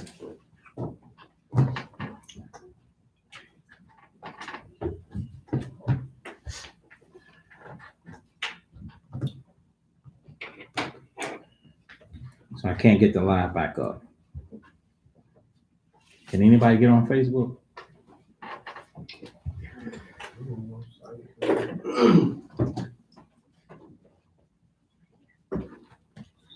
So, but she bound herself towards him, laughing at the cruel tyrant to scorn, spake in her country language in this manner. O son, have pity upon me that bare thee 9 months in my womb, and gave thee suck 3 months, 3 years, and nourished thee and brought thee up unto this age, and endured the troubles of education. So obviously it was typical for a woman to continue to breastfeed and give the fruit of the breast, which is the milk, unto the children that long, 3 years. Can you imagine? No, because this society does not show that. This society wants you to buy chemicals. This society wants you to put them on mechanically made milk, induced milk, Enfamil, Similac, or whatever. Or if you're not even, they'll even sell you breast milk from somebody else. Human breast milk. They even got that stuff available.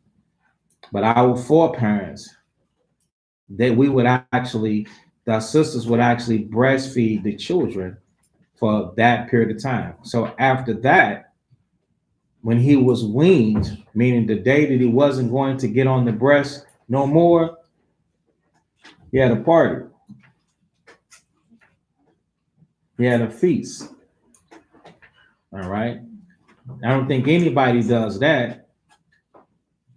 All right.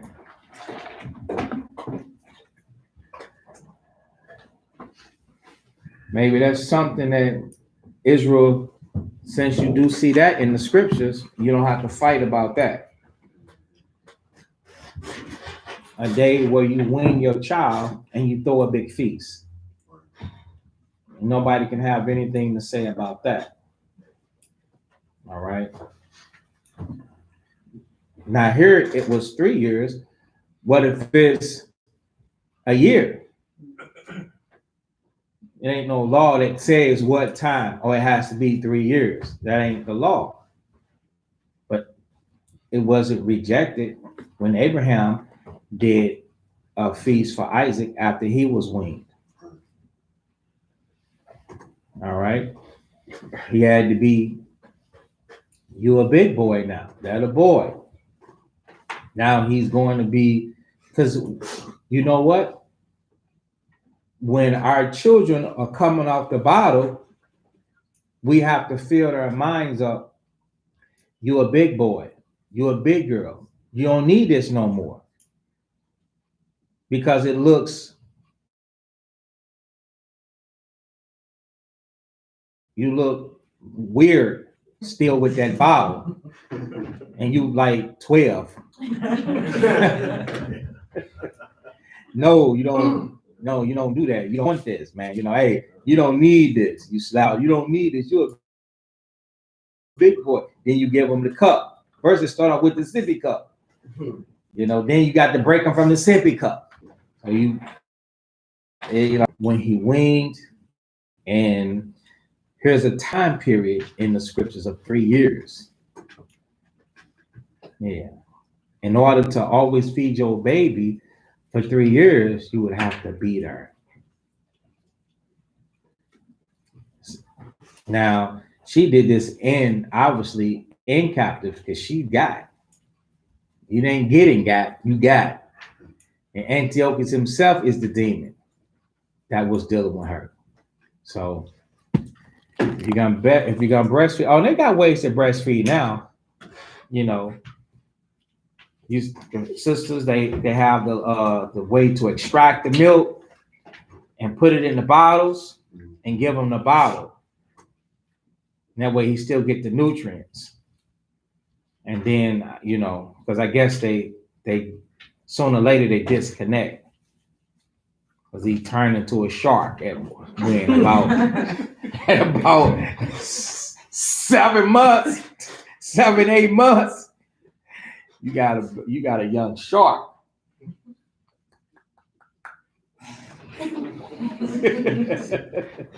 You were like, no, this little joker bite with his big head.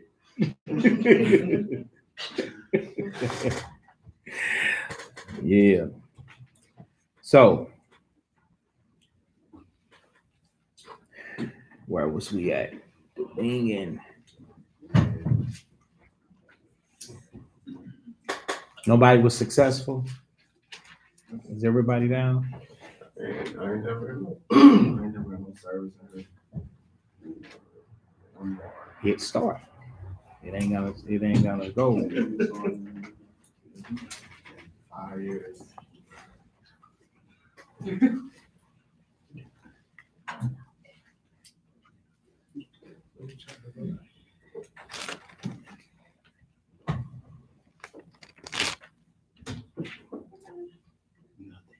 Nothing. Okay.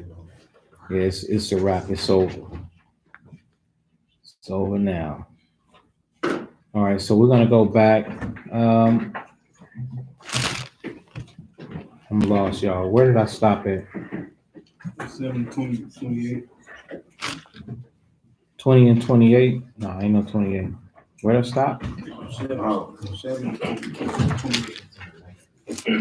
No, Genesis.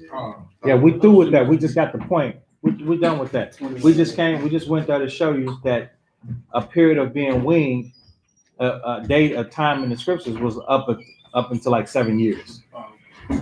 You know, so 21 8.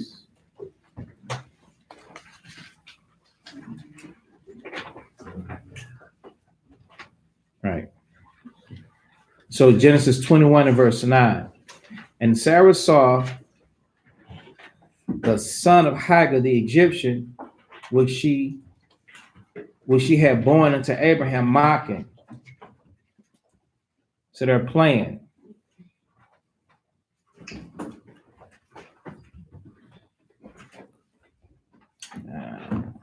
So at this point, what's his name? Ishmael. Ishmael is a teenager, and Isaac is like a super toddler. Right? Everybody agree? So mocking, what's another word for mocking? You say talking, what else? Teasing. What else? Belittling. Copy. Who? Copying. Copying? Yeah. I don't know about it. Well, okay. Making fun.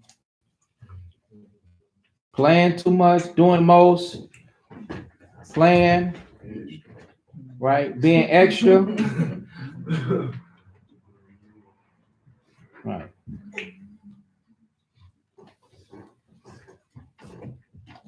For some reason, I like to see this as what is harmless.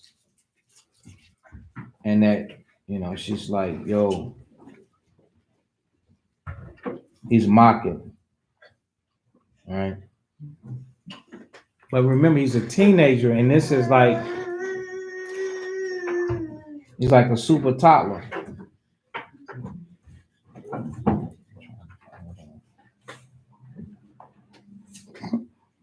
Yeah, he's trying to find, I don't know.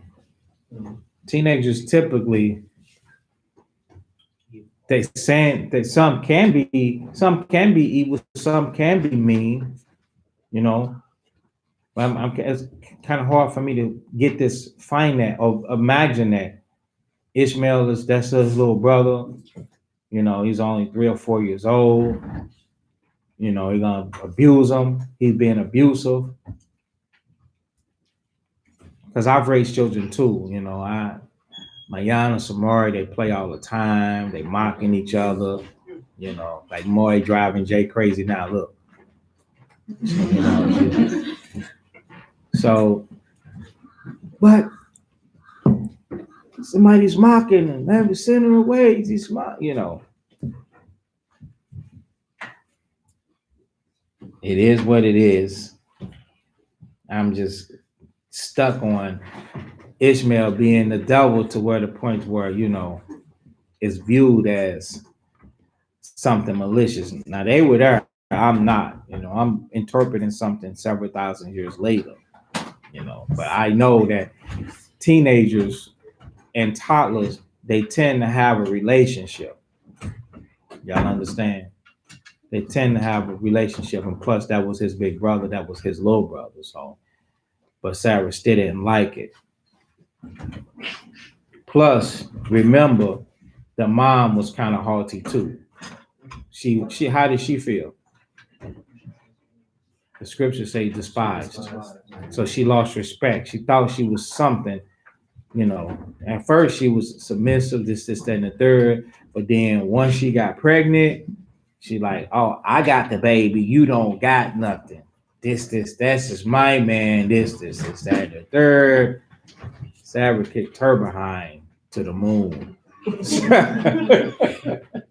And the Most High said, do it. 10, go ahead.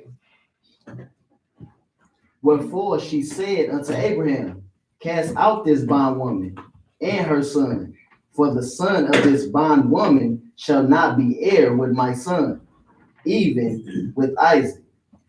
And the thing was very grievous in Abraham's sight because of his son. And God said unto Abraham, let it not be grievous in thy sight because of the lad, and because of thy bondwoman, and all that Sarah have said unto thee, hearken unto her voice. For in Isaac shall thy seed be called. And right. So it was grievous to Abraham.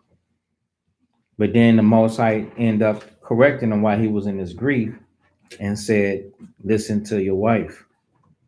And everything that she tell you, hearken into her voice. All right. Because the seed is going to come through who? It's going to come through Isaac. All right. Go ahead. And also of the son of the bondwoman will I make a nation, because he is thy seed. And Abraham rose up early in the morning. Stop. Of the bondwoman I will make a nation, because he is thy seed. So now, he's not the chosen, but here's his seed. Right? Well, why can't he be the chosen? Because the Most High has already got a direction specifically for the chosen lineage, the chosen seed on who he want to. So we got Israel out here that's our seeds, but they won't be chosen. You see? And Ezra 10 brought Ezra 11 concerning Israel having children with the nations. The same thing you see in Genesis 21, where the Most High said, cast the woman and her child out. But I'm going to take care of them because he is your seed. You understand? And it came. So now let's get that in Ezra 10. We're going to teach this Bible.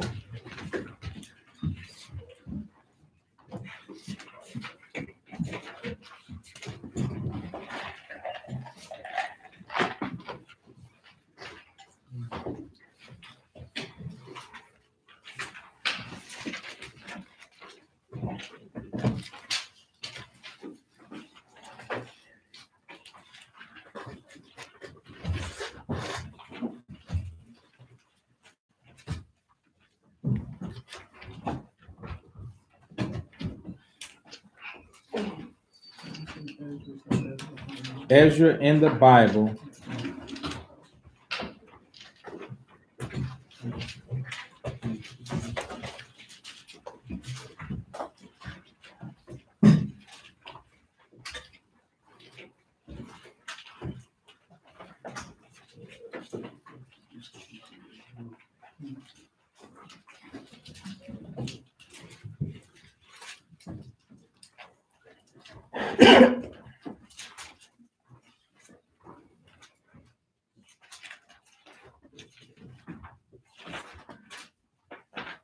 Chapter 10 and verse 3.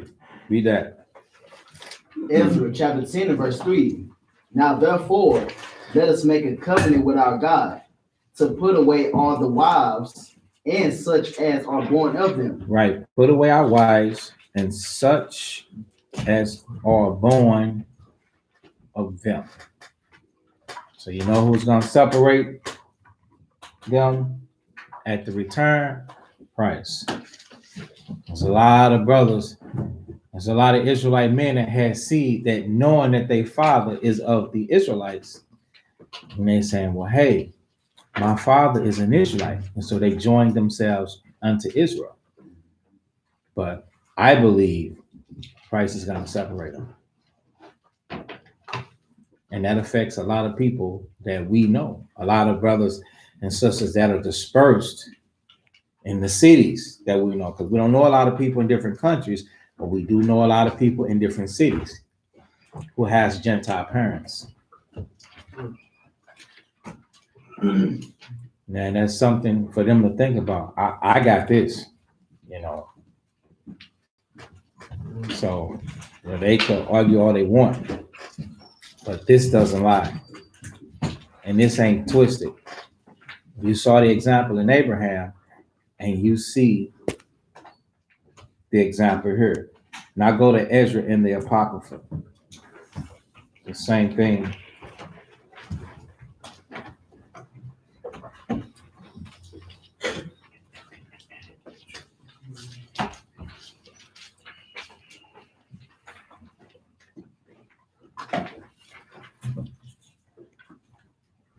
First Ezra chapter 8.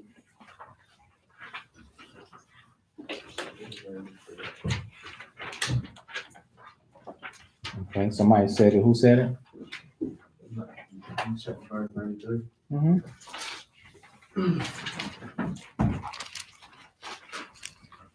First Ezra chapter 8 and verse 93.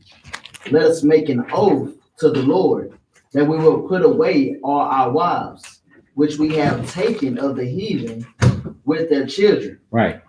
With their children. Let us make an oath to the Lord that we will put away our wives, which we have taken of the heathen, them and the children. Go ahead. Like as thou hast decreed. Like you have said so. Go ahead. And as many as do obey the law of the Lord. What is the law of the Lord? Not to go into them from the beginning. And we have explained that in the class on why we were not allowed to do it, because the inheritance will then go into strangers through the lineage of those children.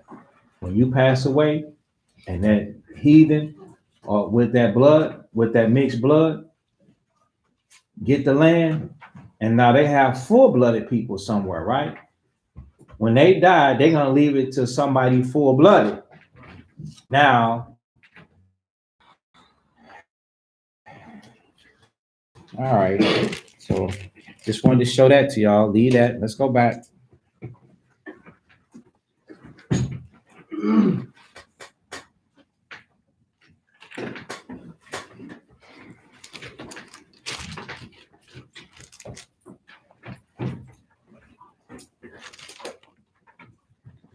But the Most High did say that he would, and like us, when we would have to do that, like say for instance, if we were in a relationship with an Edomite, and which a lot of Jakes out there have and still is in a sinful relationship with heathens. And when you have to leave, the heathen ain't letting the child go. The heathen not letting the child go. You know, you still, because it's your seed, you still have a what type of responsibility? You have a financial responsibility. You also have a physical and moral responsibility to teach that child and bring him up. You still have that responsibility because you did that, hopefully in ignorance. You teach them right from wrong, this, that, and the third, and you have a financial responsibility. The covenant of the Most High belongs to the Most High, in whom pertaineth to the covenant and the gift and adoption, things like that. Like it also says in the book of Romans. Okay? So, verse 14.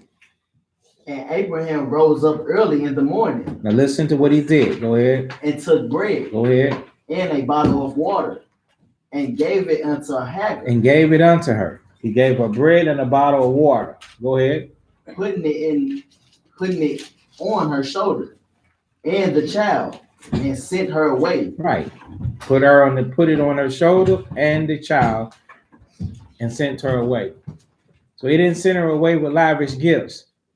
Oh, I love you, and this, I'm gonna miss you, and he tried to do something sideways. Anything that you do outside, and you remember this, I say it all the time. Anything you do outside of the truth to get something, you're gonna have to go outside of the truth to keep it. Look at what his spirit, the Most High, put in his spirit to do. Bread and water. And sent her away. And she departed and wandered in the wilderness of Beersheba. And the water was spent in the bottle, meaning they drunk it up. And she cast the child under one of the shrubs. And she went and sat her down over against him a good way off, as it were a bow shot. But she said, let me not see the death of the child. And she sat over against him and lifted up her voice and wept. And God came, and God heard the voice of the lad, and the angel of God called to Hagar out of heaven, and said unto her, what aileth thee, Hagar? Fear not, for God hath heard the voice of the lad where he is. Arise, lift up the lad, and hold him in thy hand, for I will make him a great nation. And that has happened all up until this day. So a lot of you be thinking that a person is not going to make it. When you leave them, you have this lame excuse to where, you know what, I don't want to hurt somebody's feelings. I just can't hurt them. No, it's you that don't want to be hurt. I can't leave this person alone. You ain't gonna come out and say that. You're just like, that person, they're gonna be hurt if I do this. They're gonna kill themselves. No, they're not. They're gonna survive. They was a whole person before you came along. Now all of a sudden, their life expectancy is contingency and dependent upon you and your input and involvement in their life. That's where you fall off the horse. Anytime somebody falls off a horse, they're gonna be hurt. That's where you hurt yourself. It says, for God have heard the voice of the lad where he is. The Most High is going to make a great nation of him. Look at the dude now. Okay. Verse 19. And God opened her eyes, and she saw a well of water, and she went and filled the bottle with water and gave the lad drink. And God was with the lad and dwelt in the wilderness and became an orchard. And he dwelt in the wilderness of Paran, and his mother took him a wife out of the land of Israel. Verse 22, for Call, the chief captain of his host, spake unto Abraham, saying, God is with thee in all that thou doest. Now therefore swear unto me by God that thou wilt not deal falsely with me, nor with my son, nor with my son's sons, but according to the kindness that I have done unto thee, thou shalt do unto me. And the land wherein thou hast sojourned. And Abraham said, I will swear. And Abraham reproved Abimelech because of a well of water which Abimelech's servants had violently taken away. And Abimelech said, I would not who have done this thing, neither didst thou tell me. neither yet heard I of it, but today. And Abraham took sheep and oxen and gave them unto Abimelech, and both of them made a covenant. And Abraham set 7 weed lambs of the flock by themselves. And Abimelech said unto Abraham, what mean these 7 wee lambs which thou hast set by themselves? And he said, for these 7 wee lambs thou shalt take of my hand, that they may be a witness unto me that I have digged this well. Wherefore he called that place Beersheba, because there they swore both of them. Thus they made a covenant at Beersheba. Then Abimelech rose up and Pakal, the chief captain of his host, and they returned into the land of the Philistines. And Abraham planted a grove in Beersheba and called there on the name of the Most High, the everlasting God. And Abraham sojourned in the Philistines' land many days. So Israel, we're going to stop there, and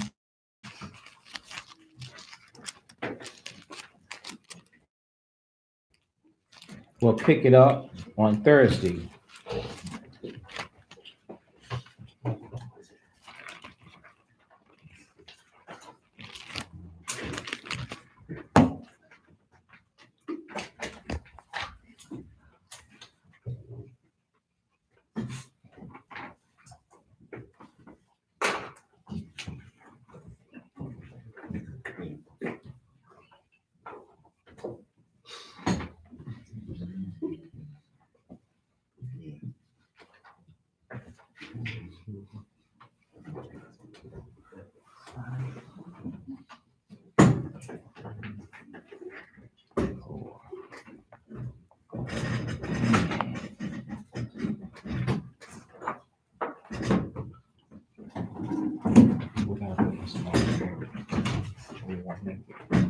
Hey,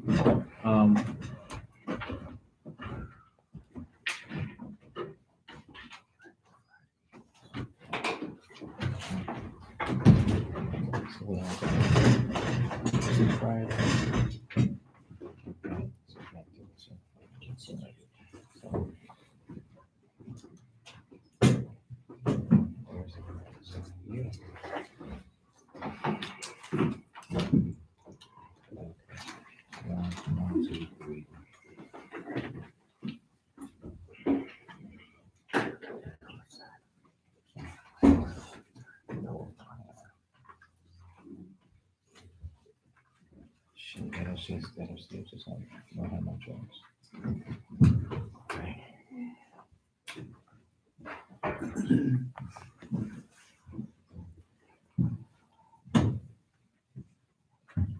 So Israel, that's it.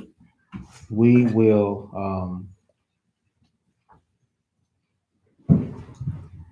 before we get up, we still got to close.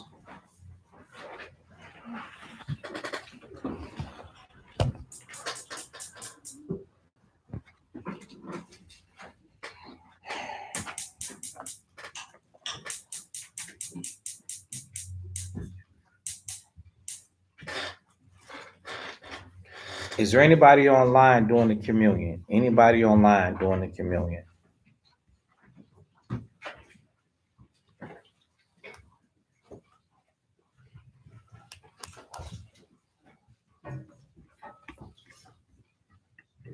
Nobody? No response? All right. So I'm going to end this live. Shalom, Most High in Christ bless.